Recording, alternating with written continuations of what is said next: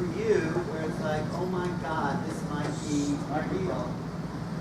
Okay, first of all, I have to go way back, and I really mean way back, to childhood. And I always went through life as a child thinking, well, what else is there besides what we see and feel and deal with? And nobody knew what I was talking about. I had very intelligent, well-educated parents, but they just sort of smiled. You know, when I asked questions like, well, this can't be all there is. You know, that was always with me. And so I just kind of lived with that. And then in my own college education, which was very traditional, standard Ivy League women's college, people weren't talking about anything unusual or different. But then I discovered Plato, and oh my God, I sat in class and cried, real tears. I was thrilled. My heart just opened up. And here's somebody who knows that there's something else to reality. You know, and there's something metaphysically real besides the shadows of the cave. That he used that metaphor that we're all living as if in the shadows of the cave, and then over there's just a little hole, a little light shining through from the other or the real reality, so it's metaphysically real. I was so thrilled that here was somebody, even somebody very brilliant, who was thinking in the same terms. So, okay, so that's just a general background. And later on, I became a psychotherapist because I really had always that I wanted to be of help somehow to people. It took me a number of years to figure out how that would be, what kind of a form that would take, and very busy life anyway in between. And then in my psychotherapy practice, I was very drawn to regression therapy. I was doing a lot of deeper work anyway, and people were saying, where did you learn hypnosis? And I said, well, I'm not doing hypnosis. And they said, yes, you are. So I began to think, well, I should study hypnosis and be official with what I was already doing. And through a series, well, I call them guided moments, guided instants that would happen where my heart would open up and I'd feel a flash of light bursting through me from the inside. That was my personal, subjective experience. And I was guided into going to learning about past life regression therapy. And I had training in that field for about 5 years, very intensive, doing lots of regressions under supervision and having lots done on me. And that was very, very fascinating to see a lot of lifetimes that I had experienced. And they all made sense. You know, it's kind of like there was a ring of truth about the issues and the types of things that would happen there. And then going back a half a step here, in 1982, I visited a friend up in the Idlewild Mountains here in Southern California. And I saw on her coffee table a big square book called UFO, Contact from the Pleiades. Now, up till that time, 1982, I had, of course, heard of UFOs, and I assumed that they were totally science fiction. And I didn't pay any attention to it. But when I saw that book, whoa, that flash of light burst forth, and I looked at it. I didn't have very long, maybe only 20 minutes, to see these beautiful photographs taken by Billy Meier in Switzerland, and the analysis that had been done on the photos by Jim Vilatoso, whom I later came to know, and then especially the messages from the Pleiadian beings that they considered themselves to be our older brothers who were carrying wow, caring about us here on earth and wanting to help us, wanting to raise our consciousness, to enlighten us. Well, that 20 minutes really changed my life. And I thought, woohoo. Okay, so I didn't do anything about it then because I was having spontaneous experiences in different countries in the world, spontaneous past life recalls, I came to call them, and they seemed extremely realistic, and then got into the past life therapy field. Well, in my 5th year of training as a past life regression therapist, the trainer, who was a therapist I respected enormously, she said, quite casually actually, she said to our group being trained, this was the highest level of training that we could take, that was it. And she said, those of you who are doing regression therapy need to know that sometime there might come to you a person who's had very unusual experiences and maybe some unusual sorts of beings have visited them, maybe even taken them away for a little while, and they are mystified. They don't usually remember very much about it, and they'd like to know, they'd like to have regression work done. So that was startlingly new. I had never heard of that. That was 1988. And not only was I hearing this very new thing, new to me, but what I call the big voice of my soul, or maybe it was from somewhere else, yelled at me in my head and said in a big, booming, emphatic voice, as if doing this, "Pay attention to this, Barbara. You will be doing this." Whoa! I was really shocked. And went on with the training, never even asked that trainer anything more about it, but kind of tucked it away in there, and I found myself then at whole life expos and big forums like that, going to everything I possibly could that had to do with UFOs or extraterrestrials or anything like that. And then suddenly one day in 1991, in the shower, which is a good thinking time for me, and I was thinking, you know what, if anybody ever does come to me for that sort of issue, I think I could handle that. I think somehow I'm ready for that.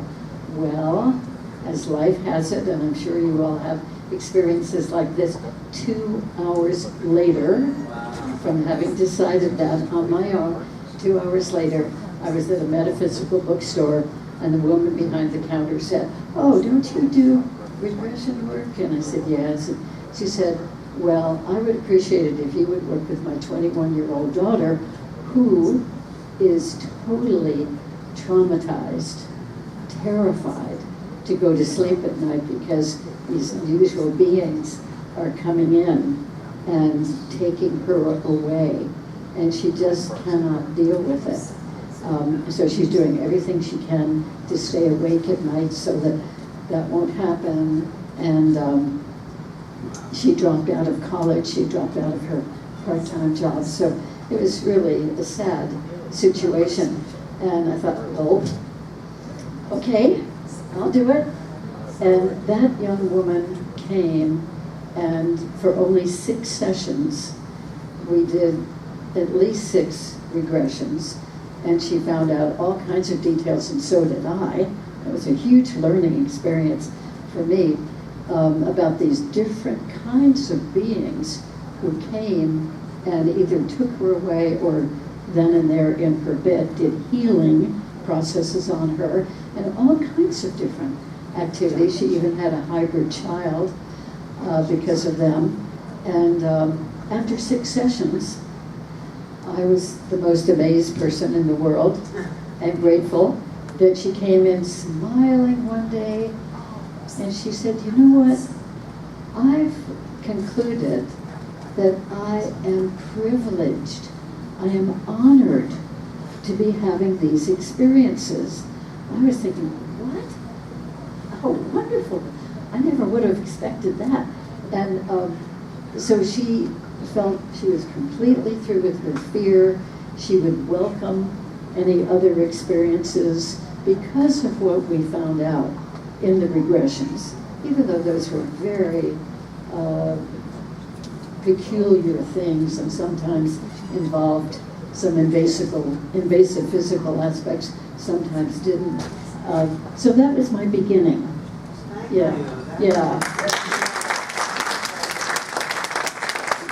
You know, I think that's a really interesting point, because I think that's where the earth is now, or the people on the earth. We're at the point, well, or the government saying, this is fearful, we're not going to tell anybody about that. And there's a bit of trauma on the government's part, but I think the shift is coming, and we're part of it, saying, well, this is not a trauma, this is an honor to be welcomed into a greater universal consciousness. Forget the quarantine that we put upon ourselves. We're opening and awakening, and we can meet the other in its true form and recognize more of ourselves. So I think that individual experience reflects this bigger experience we're having. So tell us also a little bit, I want to get, because you met Billy Meier, right? I did. Oh, tell and talk. Okay, I'll throw Billy Meier in there too. But you know what's wonderful, listening to Barbara and knowing her for so long, it was when her patient changed the attitude of looking at it. And that's Eastern thought. When you have a problem, I welcome disaster and problems, okay? Because it means it's something I have to pay attention to.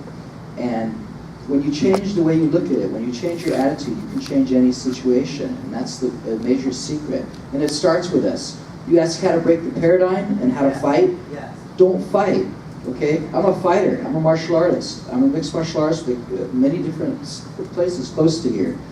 And don't fight, don't think. I wish my instructors had told me when I was beginning, don't think, because that's when you get hit or punched or kicked. Just respond appropriately. When you relax, you respond quicker. You can throw a knife and spin it at me and I'm not thinking. I'm just going to catch it. And because I'm not thinking. When I ski the trees, if I think, oh, should I go left or right? I'm going to hit the tree. Luckily, I haven't hit any trees. And Sonny Bono didn't die tree skiing. Look at the information. Google the information of the stories in Australia. Okay, he was murdered, and I know that. And so,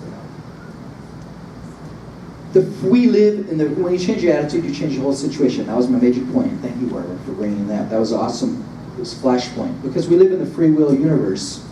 Still, you have the choice. You're always given a choice to do the right thing. You have to feel it from the heart. No.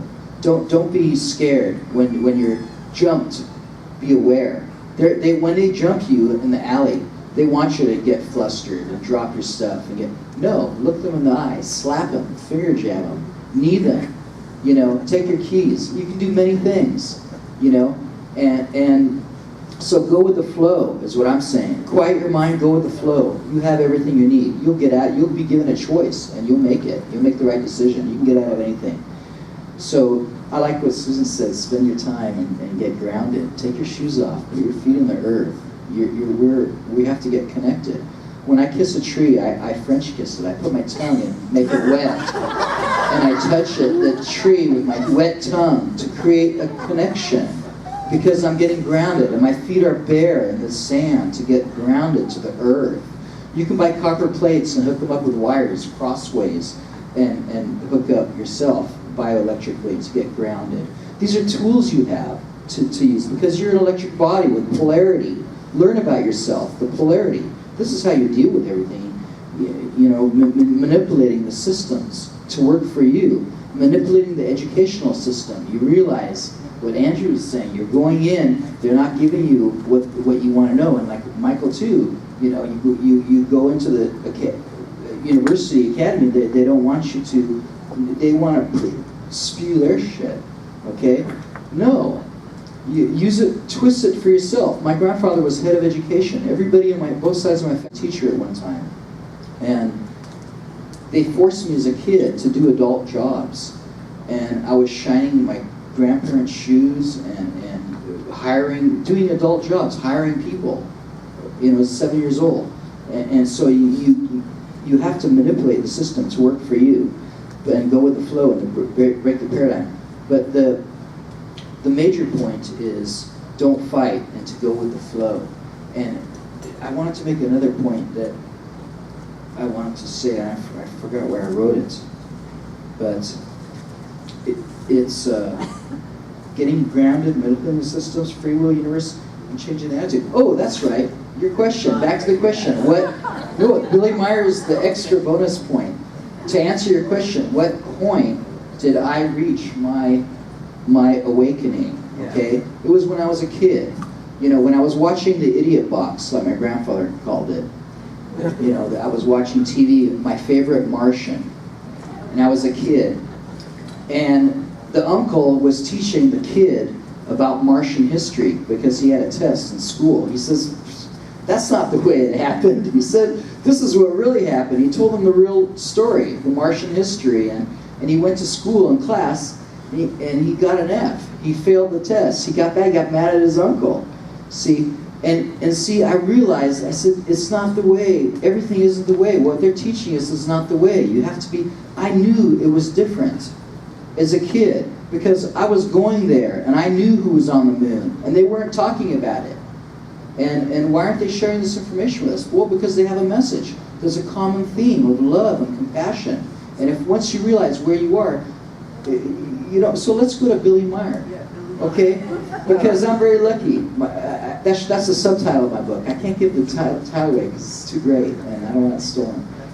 And so I was really lucky because I lived on 6th Street in Santa Monica, and I met Daniel Sheehan from the Christic Institute, and he asked me, the lawyer from Harvard who went to the bombing. It's going to be a contact. Yeah, and I know Stephen Bassett, and I met all these people in the 80s, and they asked me to produce some videos. I had a video company because I studied film and producing also in art history and fine arts at UCLA.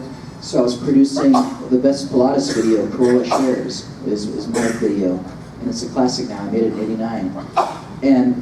But Billy Meier is down the street. They needed me. I went to her house, Calliope and Steve, Brattle Street, and I saw the Contact in the Desert book, and then I said, wow. And then I had to go to Switzerland. And when I went to Switzerland, I went with my grandparents, but I split up off them. I went to Switzerland. When I went to Switzerland, I was in Zurich. You have to go to Zurich or fly to Zurich. And then you have to take a bus to go to Hinterschmidt-Ruti. Schmidt-Ruti is a small town. Hinter means behind. So Hinterschmidt-Ruti is his town. He's got 5 houses in a circle and 5 wives. You know, see, because he had pictures. They had pictures of wonderful things, and I was waiting for interviewing him, but somebody else was already there making a book and beat me to the punch, and they were keeping me on hold, and I was paying a lot of money at the Hotel Intercontinental, whatever. So I finally said, you know what, I'm coming. So I went anyway. I met him and met 2 of his wives and bought some great pictures, and I could see that it was real, because yes, they did blow up the pictures, and there's equal graininess throughout the film. And these are real pictures. And yes, he did make some garbage can lids, but those were models, and that wasn't what he was talking about. They tried to make him look bad and say his pictures aren't true, but those are the pictures behind X-Files that you see, the UFO spaceships. And definitely, there's no doubt about it. It's for real. And Billy Meier was a great, you know, if you want to go there, and let me know, and I'll hook you up. He's still around, but laying low. Yes, he's old, and you know, it's true. There's a common theme that pops up when you have all this information. It's of love and compassion, and they're here to learn love from us. There's good and bad everywhere. You can't have one light without darkness. Find the balance. You know, we're all good and bad. Just find the balance and choose correctly, and go from the heart.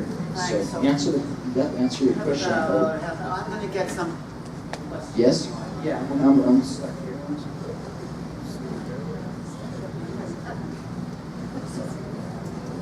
I know this isn't new for anyone here. But we do have an incredible overview from an emotional, scientific, anthropological, psychological, spiritual perspective, really all talking about a similar thing, about changing the mindset, changing ourselves, and awakening. So I'm curious, yeah, come on. Yes, we're all such authorities on the... Use the microphone here so we can get it on camera. Thank you all so much, and I have to tell you, Michael, Microphone. you have guru-like qualities, Michael. I get that. You're humble, you're brilliant, and thank you all for all of your intelligence and brilliance. But what I would like to know is there any way we can invite lovingly, openingly, more ETs to come here? I want to be one. I want to have this experience. Is there any way that we can make welcoming contact and have them? It's okay. Come here. That's a good question. I think one thing that I would say is you can go to places where the contact exists. James Gilliland's Ranch in Trout Lake, Washington. There's other places, Mount Shasta. I mean, you can call it in. I mean, people have things to say about Stephen Greer, but people see stuff with him. And there are places, but yeah. They're going to come to you now. All you have to do is invite them and accept it. Be open to accept it to happen, and it will happen. Thank you. You don't have to go anywhere. I feel convinced that this is really possible, but I think we have to really mean it. Now, I had an experience in 1994. I've been doing this extraterrestrial regression work for about 3.5 years at that point. And I was very involved in the crop circle phenomenon too, starting in 1991. And I had an experience where I was told through channeling, one of my experiencer clients, told by the extraterrestrial, who was kind of her mentor, her ET mentor from Antares, out there, binary star system. I'd been told through this channeling in my office that if I wanted to be present, go for the making of a crop circle, I could do that. Well, it took me 6 months to get up the courage. What am I letting myself in for doing that? And then I told him through another channeling session, and he said, okay, if you want contact with these beings, in this case, who are making the crop circles, you have to really mean it.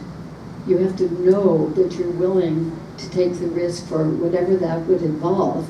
That's why it took me 6 months to get ready. And then he said, in my case, you had to say it out loud. You had to talk to them, not knowing who they were or what they looked like or where they were from. What sort of, were they embodied beings, or was it just some sort of overall consciousness? But talk to them as if you're talking to people, and tell them that you honor them, you respect what they're doing, and you really want to have contact. And that did happen for me. Yeah, that I was taken about 3 weeks later in England, was taken from the inn I was staying in for the making of a crop circle. And then I discovered... You saw them make the crop circle? Yeah, I was in a little craft with them, and I could hear them. I couldn't see because the craft was under me, but I could hear the sound. And then the next day, this is one of these incredible synchronicities that I love, that riding on the top deck of a double-decker bus the next day with a group, I was the one who discovered that very crop circle and went back into it without the whole group there. And we were the 4 of us who were the first people in it. And then later I pieced together the aerial photo with what my inner experience had been, and it was that crop circle. Anyway, that's just one example, but I think that for any of us who really want contact, and I've met so many people who sincerely do want that, that I think that it helps to really quiet ourselves in a meditative-like state and just send out that communication. Stick with it. Not just a quick, oh, come take me, and then buzz on with your life, but really concentrate on it. And you don't know who will be receiving that. You sort of take a chance. But I think that any of those beings who are tuning into humans, I mean, just think of all the, Andrew, especially all the beings in the cosmos and in the different universes, different dimensions of universes. Think of all the billions, trillions, zillions, whatever. But there are some of these conscious beings who are tuning into humanity and even into particular individuals. So I think if you really want to, you can quiet yourself, invite them, ask them, even urge them, tell them why you want contact. And of course, I think it's good to add that you want benevolent contact, you know, because there are a lot of different kinds of beings with different agendas, so you want loving contact. Now, Sixto Paz Wells, whom some of you probably have heard, from Peru, a man named Sixto Paz, P-A-Z, Wells, W-E-L-L-S. He spoke at the Conscious Life Expo a little while ago, and I'd heard of him from years ago that he and a group of people for probably about 30 years now have gotten together and meditated and invited extraterrestrials to come. And after several times of their doing this, a group of 15 or 20 people, all very sincere, wanting contact, they were then told telepathically to go to a certain place in the Peruvian desert, south of Lima by about 30 miles, and watch for the ships.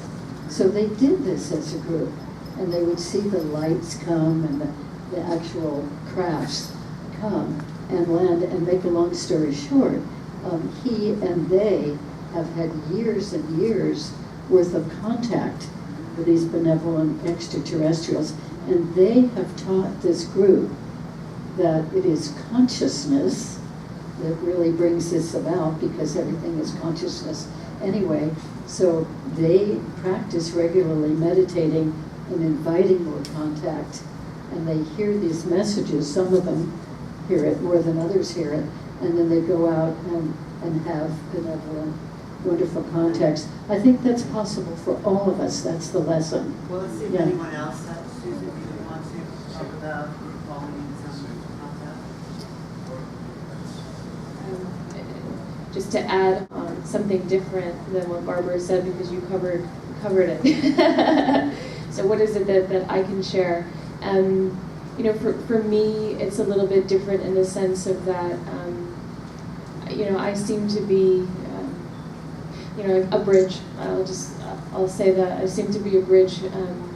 There's people that I know are supposed to have contact that I meet and that I have spent years with, and really creating the right opportunity when it comes in, you know, meaning like I'm not going out there to create it, but you feel literally the space between the spaces open up, and you know that the people that you are around or with are supposed to be having this experience. So what I've learned for me, because I feel like I need to be doing more of this, is that my heart goes on a certain dial, and there's a timing factor to it. I don't believe that you just call them in and they come in. You know, there's a whole host of different variables that come into play. You know, sometimes, like when I was a kid, I was picked up by the military and asked about my contacts, so I know that kind of wherever I go, that piece is there. So that's just a part of it. So it's not. Yeah. Fun confirmation. But that, you know, our government and, you know, Black Ops, they know what's happening and going on. Not with everything, but they know. So there's a timing factor to these things. And if you are feeling the earth and really, you know, connected into it, there are days that it feels like the earth opens up more than others for you. Do you know those days I'm talking about? And it almost seems like consistent lately with the solar flares. Some people have a hard time with the flares, and some people are like, wow, I'm so blessed out right now. So what I've noticed over the last couple of years is that there's a timing factor with the energetics of the earth, and when contact is more likely than others. And when you are able to tune your heart, what I call to the dial, where you're literally feeling like you don't have a body, you know, you're literally just feeling like this deep connection with everything that's around you. And in the last 9 to 10 months, I've been able to see the ships and see, not the beings, excuse me, but see the ships, and the people around me have been able to see that. And that is the greatest joy for me. It's not so much about me seeing them anymore, because, you know, it's a part of who I am, but it's the people that I love and that I care about, for them to be able to have the transmission, and then for them to be able to have the experience. So, you know, again, I think there's a timing factor to this. I do believe that food is important, you know, like what we have in our body. I cannot touch alcohol. I wish I could. But I think that there's, you know, certain food that we have in our body, it's not the only thing, you know, but it's a part of it, you know, having your vibration be pure, cleaner. But what Barbara said, because there were moments that when I was, like about 10 years ago, I was really struggling physically, really, really sick and really struggling. And, you know, I reached out from what I call like the depths of my soul. It's not like because I've had contact that they just come in if I need help. You know, it's like, you really, you know, they made me have this human experience just like everybody else. You know, I didn't get the easy ticket. But the pure intention, you know, really from like what I call the space between your third and fourth chakra, and someone who's probably more knowledgeable at the energy systems of the body will know what that is. It seems to be this space that when you call out for, and yeah, please call the benevolent, because if we're desperate, sometimes we're calling in something that's not of the higher vibration, and don't bring that in. There's no need for it, unless you really want to. It's not fun to get out of once you're stuck in the thick of it. It takes a while to move. But to call it out from the pure intention. You know, what is it about you and your evolution on this planet that needs that next step? Because I don't believe that they're going to come in, you know, just for a trite reason, because you just want to see. That's never happened to me. It's never happened to the people around me. But if I know that, like, I need to get to this next step in the evolution of my consciousness, my energy body is ready to go to this next step, because when you get that infusion of the energy from them, it torques you, you know? I mean, and then you have to integrate, and sometimes it's subtle and sometimes it's not so subtle. So, you know, think about, are you really ready for it? And ask yourself that question, but have it come from the pure intention of your next learning. It's almost like if you're going to get, you know, go into to read a book because you want to learn something interesting, you want to learn something new, but this is on that deeper energetic level. So I think that's maybe just an addition to you know, what we've known. No, that's great. That's great advice. I think, yes, just the fact that you want to means there's already sort of an awakening happening. I mean, I always looked at the stars and I said, these are other worlds out there. It has to be. And no one cared. My family didn't care. Why are you looking at the stars? Get to work or something like that. But there's so much mystery there. There are more stars in the sky than all the grains of sand and all the beaches in the world. I don't even know how that's possible, but 100 billion galaxies they've found so far. They said the known universe. And there's billions of stars in each galaxy. I mean, it's massive creation, and we're actually a big part of that. So, I mean, they're out there, and if you want to see something, you'll see them, but don't be surprised when they show up, because it's like, I was looking, and boom, in New Mexico, this light came on, and it's like, really? And then it disappeared.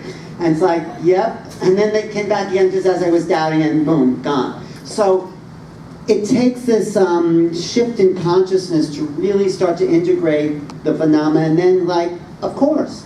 So we have a good answer here. We'll take more questions, and then we have to wrap up. You know, I was at Contact in the Desert, and I met Ed Grimsley, and he was on the side, you know, and he had a box full of these military spec night vision goggles.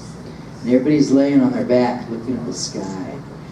And that's the secret, is stick your camera in night vision. See if there's a night vision mode, because that's how you see them. They're there every night flying. I could do that every night, lay on my back and look. And you can tell the difference.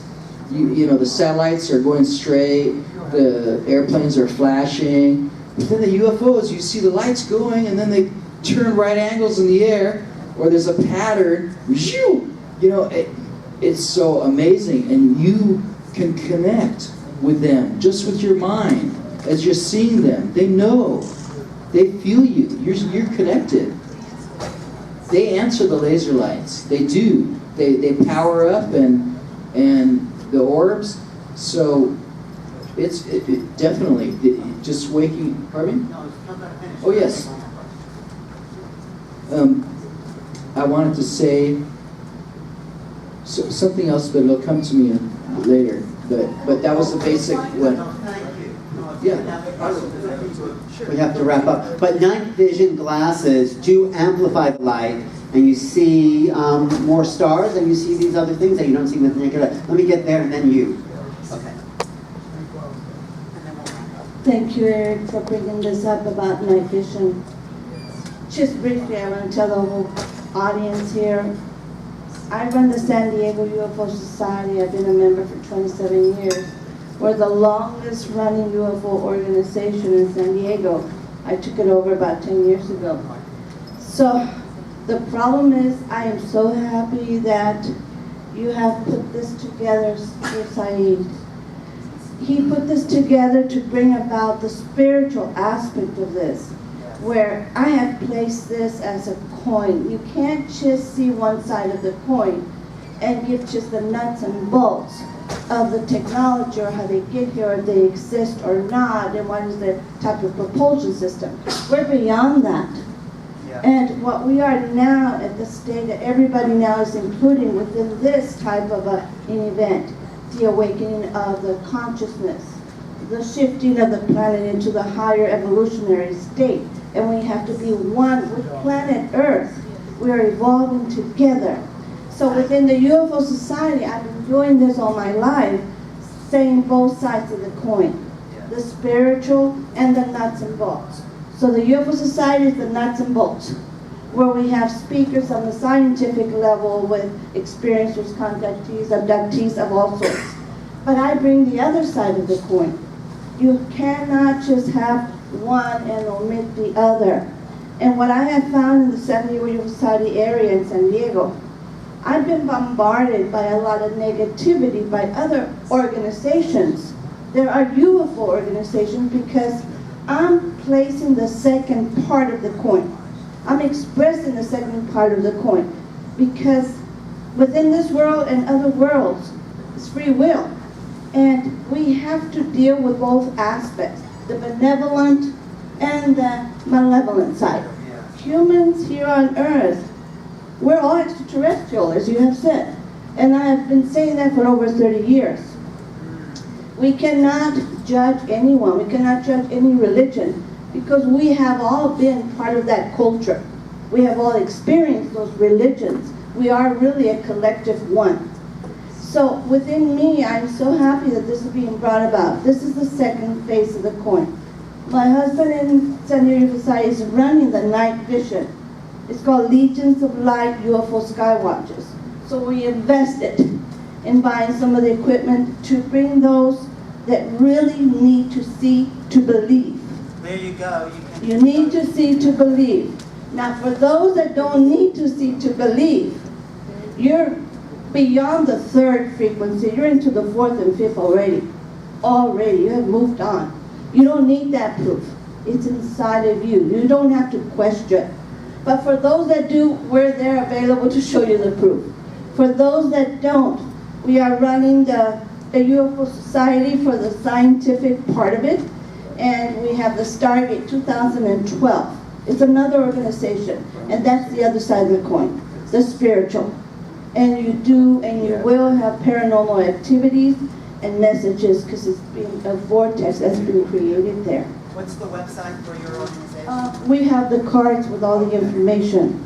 So there's 3 organizations together in one card.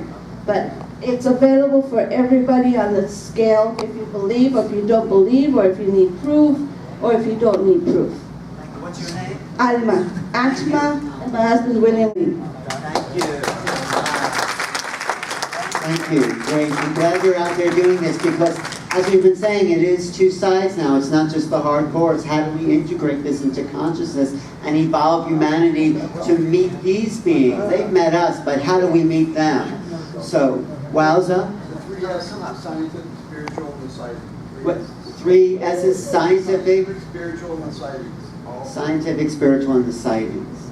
This is wowza. I think she's from another place. I just want to say, this woman is 78 years old. You are, and you don't mind me saying that, do you? She loves telling people her age. I did all my aging at 20. By the way, I'm sitting on my own spaceship. For 30 years, I have not had furniture in my living room, but physio balls. I sit on a planet, that's where it started, and I feel the alien is the farthest part of ourself. And I come from a tradition of shamanic work with masks. I couldn't speak English. I had great difficulty as a child to express myself. And the mask was first Mother Earth that took me down into the caves, the Okra caves, and started something called Theater of the Earth, where we were channeling endangered species and finding out from their point of view what was really happening ecologically. And that got me started, and I'll never forget this alien. They have trouble with English. They really do. We've been programmed in monotone.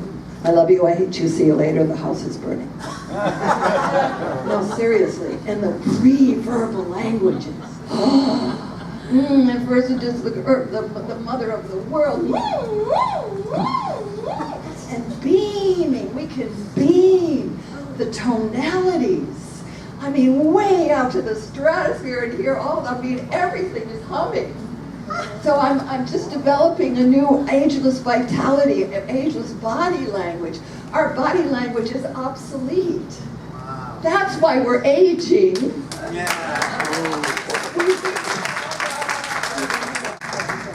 And now we can come around to flame. We are the aliens. We are the farthest reaches of consciousness. Wow. I'm getting it. Wow. Thank you.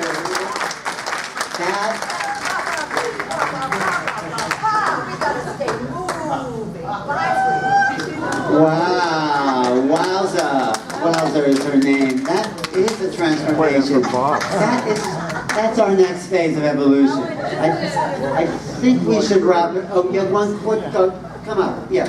And then we'll wrap it up, and then. Thank you very much. I have a comment. My name is Artem. I'm a citizen of our mother planet, also living a life in this physical form of reality. I'm one of you. All of you are my family members. So this is the moments that we have, by the way, raising our consciousness. We have to realize that how we're going to have to communicate together with our traits and to make things to manifest into our reality. So based on my experience, I reached to the point to understand who really am I. I'm a delegate member of the family of light, systems buster, also altering consciousness in free will universe and the supreme achiever of multidimensional realms. So what I would like to let you know that whatever we are talking about right now is the advanced higher knowledge that it's about to perceive into our reality. We need to understand and accept things just the way as they're gonna be.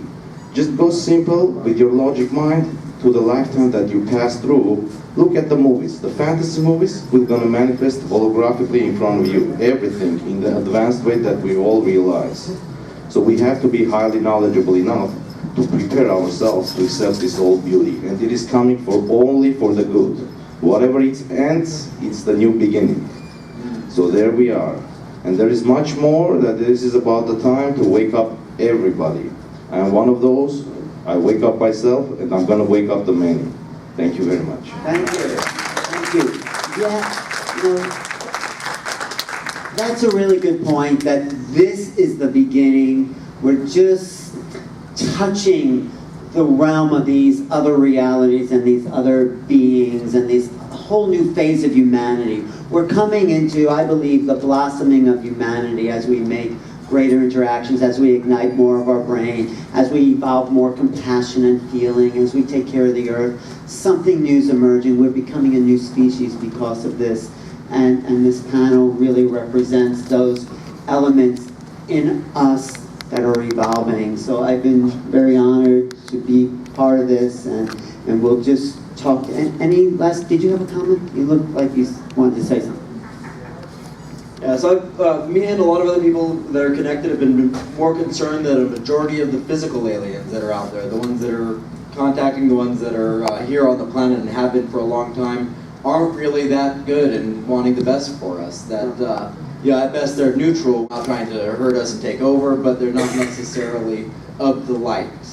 Well, I think if we stay in this space, because I think it was a really great space of love and being, we start to change that consciousness and we start to pull in those beautiful beings that are here to uplift humanity. I really think we're on that track, and we could go to the negative, but you know, we are full of love and light and evolution.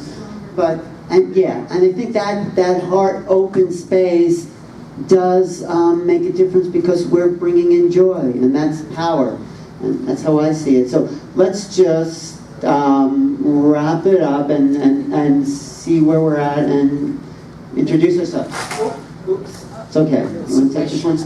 Okay, Eric, thanks. I just wanted to thank you so much for, I'm stepping in as I... That's okay, you could step in. I'm done this was really wonderful, and she made an excellent point, because we sit in chairs and it screws up our knees. You know, I grew up in Iran, where you take off your shoes before you get in the house, and then you sit on the floor, then you get up off the floor. We're screwed up with our bodies because you're slouching in chairs. When you sit on the floor, it forces your spine to sit correctly, and the life force can fly. Don't use your pillow. It's I got that. When you bend your neck, you're screwing up what's going on at night. Put the pillow under your knees and let your head go back. So sit on the floor and get up off the floor. Use the ball. Sit on the ball, because it forces, your body knows what to do, and you're using your knees. We're going to have a lunch break now. Wait, you just want to get some final words from everybody. Yes. Such a final word. Oh, okay, well, my final word was, this is awesome. And I'm really happy this is melting and working the way we planned, because we've been talking like this for a long time, and now people are talking like us, and the language is becoming common knowledge. And it's like, what? You don't believe in chemtrails? What do you mean you don't believe, or whatever? Everything, UFOs. I was the guy voted in high school as a joke to go greet the aliens. They made a tinfoil hat for me. And now you've met them. Thank you. Yeah, I met them, and this is it. So thank you very much, Alan. This is awesome. Yeah, it was really fun. Thanks. Let me just put, Barbara, how can people find you? Any final words? Oh, okay. I'll be speaking at 1 o'clock here today. My other great passion, which is the crop circle phenomenon. Oh, yes. And I think the two phenomena really relate. We met in a crop circle. We did, in England. We didn't know each other, and we met in a crop circle. Yes, in England, we did. in Wiltshire. We did. Yes. Yeah, wonderful. I remember a very exciting moment. Yes. In our little groups, I lead crop circle tour groups too. They are magic. If you want extraterrestrial evidence, that's it. It's the crop circle. Right. I'll speak about that at from 1 to 3. A website? Yeah, website. Barbara Lamb, MFT.com. Barbara Lamb, MFT is for Marriage and Family Therapist.com. Thank you for being here, Barbara. Thank you. It's been a great pleasure. Okay, Michael? It's a great pleasure to be here, part of this wonderful panel. This afternoon from 2 to 3:30, I'll be giving a workshop on descriptions of spacecraft or vimanas in the ancient Sanskrit writings of India, kind of carrying on from some of the themes that were opened up here. So if anybody wants to come down, I'd be happy to see you there. My main website, mcremo.com, mcremo.com. Thank you for your work and for being here. Andrew Murray. And like I said as well, thank you all for coming and supporting this movement. Can I ask you one more question? Just the evidence that you have means that life can manifest anywhere in the cosmos. Is that what you're basically saying? That's one aspect of yes, it can, very much so. And you have the science behind that. My science I'm showing are science of a whole bunch of other people, so it's a giant smorgasbord, more or less, of various people's work. So yes, the evidence is out there that life can exist throughout this cosmos. Great. And how did it find you? I'm actually quite, as you're saying, new to this whole experience of presenting in public, so I'm currently just doing the work in laboratories. Do you have a website? I do not have any of these things. If you'd like to talk to me, come up to me personally and give me an email or things like this. But for a closing remark like that, it's the energy of whatever we learn or teach to make sure that you learn it for yourself, so that if you ever learn something from someone, you're not being a skeptic or being on more or less of a negative viewpoint. Just make sure that you're understanding it for yourself. So if someone teaches you that 1 + 1 = 2, you can also see that 1 + 1 = 11, and then 11 is 1 + 1 = 2 again. So just whatever pathway you have to take to learn the technology, whatever it is from the metaphysics or physics, just make sure that you relearn it for yourself, because then through that you can then educate other people. But until you fully know it for yourself, then it's very ambient. Thank you. Thank you for being here and your work. Seriously. And I think Andrew has done an amazing job for this is his first time major props. So I want to say mahalo, which is thank you in Hawaiian, very much because it's been nice to see the people that are here.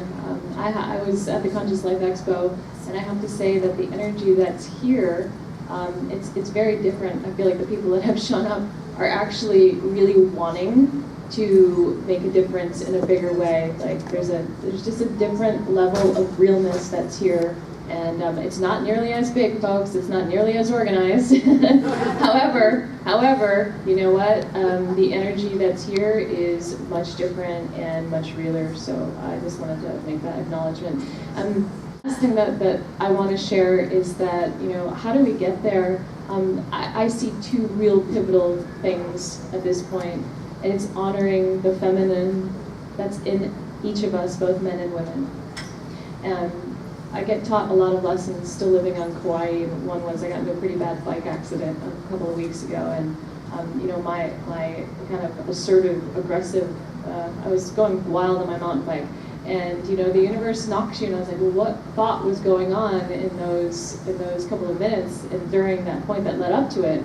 And it was literally like that little fighter in me that wanted to just kind of take over certain things. And I know what was going on in my mind, and I really keep getting reminded over and over. It's to honor. When we talk about the higher level of consciousness and tapping into free energy technology.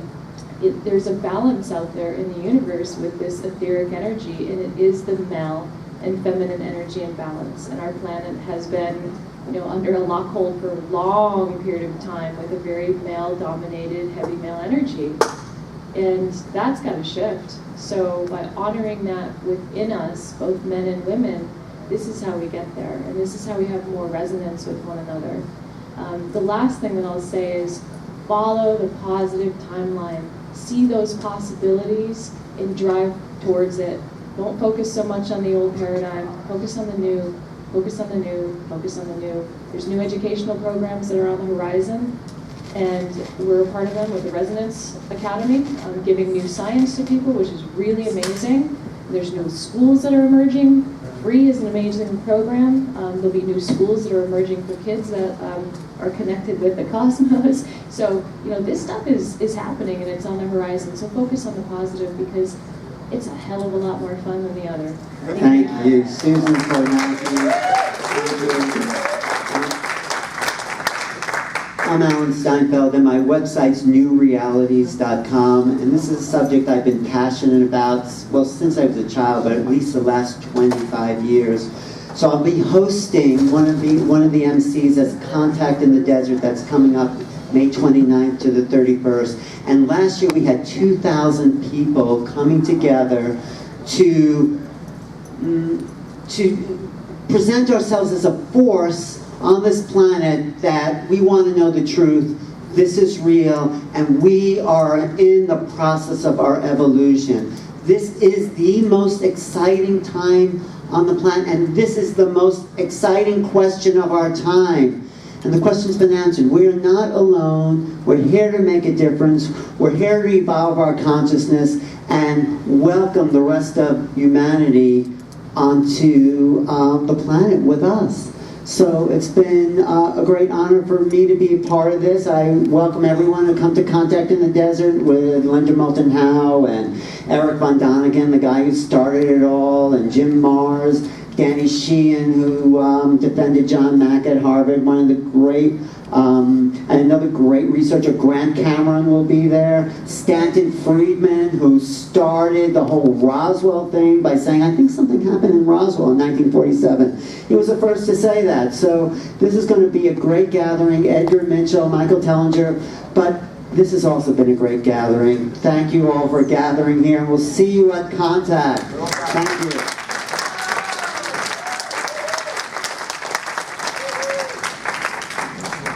Back here at 1 o'clock to see Barbara. Can we get a picture of all of us together? Yes. Anybody wants? No. Okay, yeah, let's get a picture of this really great panel, because I think something really harmonious happens here. Yeah, can you? Yeah. Yeah, thank you. Thank you. Yeah. Yeah, we'll just post. Okay.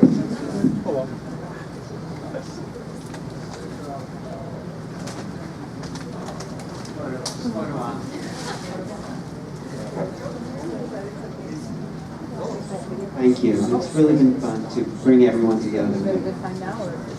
We'll do more of this at Contact, and I'd love to have everyone's ideas about what their experience was. So hopefully we'll have a chance to talk.